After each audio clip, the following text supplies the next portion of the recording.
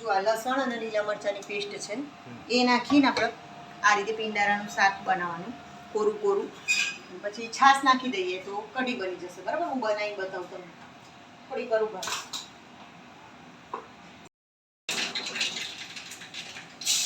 લીલા મરચાં લસણની પેસ્ટ નાખી દીધી. બરાબર ને?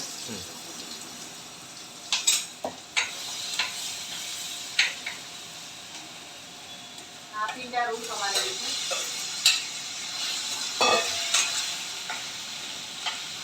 જો અહીંયા નથી.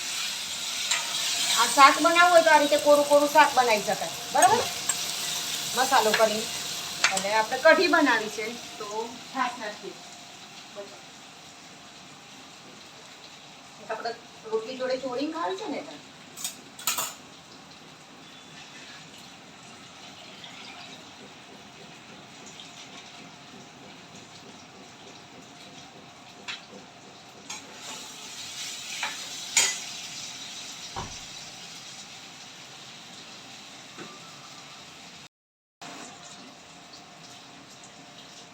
ચણાનો લોટ નાખી અને કઢી બનાવી. ઓકે,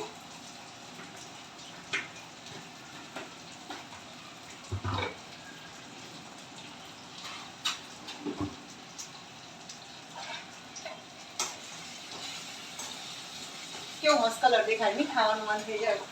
શાક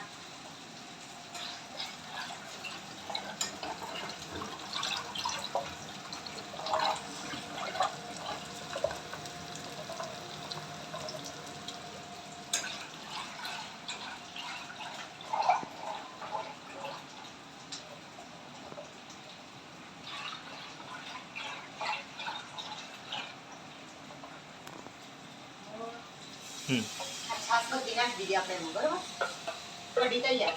આ રીતે જે આપણે રેગ્યુલર કઢી બનાવીએ છીએ એ જ રીતે બનાવવાની, પણ પિંડારાની કઢી જેમ ભીંડાની રીંગણની બનાવીએ છીએ ને એ રીતે. તમે આ ખાઈ જોજો, એટલી સરસ લાગશે ને. જેમ ઉકળે ને એમ મીઠાશ વધે. કોઈ વધારે એના મસાલા આવતા નથી, એકદમ નોર્મલ.